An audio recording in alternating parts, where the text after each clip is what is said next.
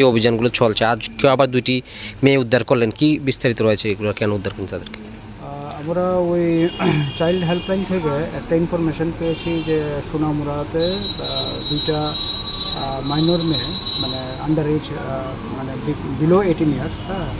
And surprisingly মানে information, reported information অনুযায়ী দুটোটা মেয়েই নাকি বাংলাদেশি। তো তাদের নাকি এখানে মানে অবৈধভাবে বিয়ে করে এনে রাখা হয়েছে। তো ব্যাপারটা জানতে পেরে তো আমরা মানে পুলিশ প্রশাসন এবং সিপাহীজলা ডিস্ট্রিক্ট চাইল্ড প্রোটেকশন ইউনিটের সহযোগে একটা যৌথ অভিযানের ব্যবস্থা করি এবং প্রথম সোনামুড়া নগর পঞ্চায়েত এরিয়াতে একটা বাড়িতে গিয়ে ওই প্রথম যে মেয়েটা খোঁজ পেয়েছিলাম, সেটাকে, ওর নাম হচ্ছে সাদিয়া আক্তার। ওকে আমরা বাড়িতে পাই এবং ওকে সেখান থেকে তাকে উদ্ধার করা হয়। পরে জিজ্ঞাসাবাদের মাধ্যমে জানতে পারা যায় যে যেই মানে যে ট্রেডিশন যেটা চলে, যে অল্প বয়সে মেয়েটা বাংলাদেশে স্কুলে পড়াশোনা করতো, মাধ্যমিক এখনও দেয়নি, ক্লাস 10-এর সামনে মাধ্যমিক পরীক্ষা ছিল ওর। তো সেখানে মানে ছেলের সাথে তার পরিচয় হওয়ার পরে, সামাজিক মাধ্যমে পরিচয় হওয়ার পরে সেখান থেকে সে কোনোভাবে ভারতীয় ভূখণ্ডে এসে এখানে 1.5 বছর আগে চলে আসে এবং সেখানে এসে সে তার সাথে থাকা শুরু করে। তাদের নাকি বিয়েও হয়েছে ইসলামিক রীতি অনুযায়ী। তো ভারতীয় আইন অনুযায়ী তো সেটা সম্পূর্ণ অবৈধ এবং মেয়েটাকে আমরা রেস্কিউ করে সোনামুড়া থানায় নিয়ে আসি।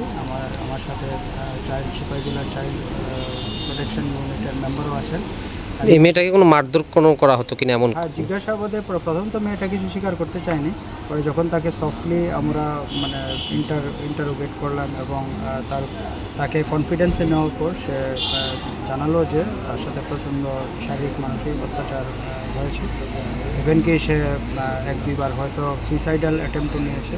পরে যখন আমরা তাকে আশ্বস্ত করলাম যে তুমি বাড়িতে যেতে চাও কিনা, তো সে বলছে সে তার বাড়িতে যেতে চায়, সে ভুল করে ফেলেছে। তো এই বিষয়গুলো মানে খুব সিরিয়াস। এবং পরে আরও তার সাথে কথা বলে জানা যায় যে তার আরেকটা বান্ধবী আছে, একইভাবে পরিস্থিতির শিকার হয়ে গেছে।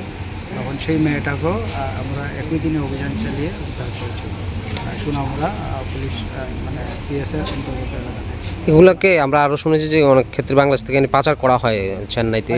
সেটার জন্যই বিশেষ অভিযান, একদিনে বিশেষ অভিযান চালিয়ে আমরা জয়েন্টলি পুলিশ প্রশাসনের সহযোগিতায় 2টা মেয়েকে উদ্ধার করেছি। এবং এই যে পসিবিলিটিটা যে মানে চাইল্ড ট্রাফিকিং, সেটা রুল আউট করা যাচ্ছে না। আমরা পুলিশকে এখন জানিয়েছি যে অ্যাপ্রোপ্রিয়েট প্রভিশনস অফ লতে এফআইআর করে ইনভেস্টিগেশন শুরু করার জন্য। So whether there is any aspect of child trafficking, এটা খতিয়ে দেখা হবে এবং সামনে আমরা এমন মেকানিজম ডেভেলপ করেছি যে যে কোনো এমন ইনফরমেশান যখন আমরা পাবো তখন তৎক্ষণাৎ স্পন্টেনিয়াস অ্যাক্ট করা যায়, যাতে এই যে মানে মিনেজগুলো আছে সেগুলোকে কাউন্টারঅ্যাক্ট করা যায়। উরমাই থেকে কিছু ডকুমেন্টও স্যার উদ্ধার হয়েছে মেয়ের, সেগুলোর ক্ষেত্রে আপনারা কী পদক্ষেপ নেবেন?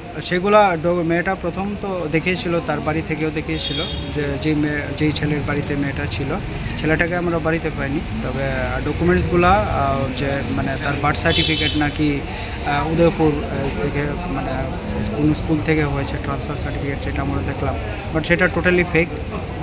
কারণ একবার মেয়েটা নিজেই বলছে যে সে তার বাড়ি বর্ডার এলাকাতে, আবার সে উদয়পুরে মানে বার্থ সার্টিফিকেট। তো যখন সেটাকে ইন্টারোগেট করলাম তখন মেয়েটা স্বীকার করে যে সে তার বাড়ি বাংলাদেশে কুমিল্লা ডিস্ট্রিক্টে কোতোয়ালি কোনটা জানি বলি, কোতোয়ালি থানায়।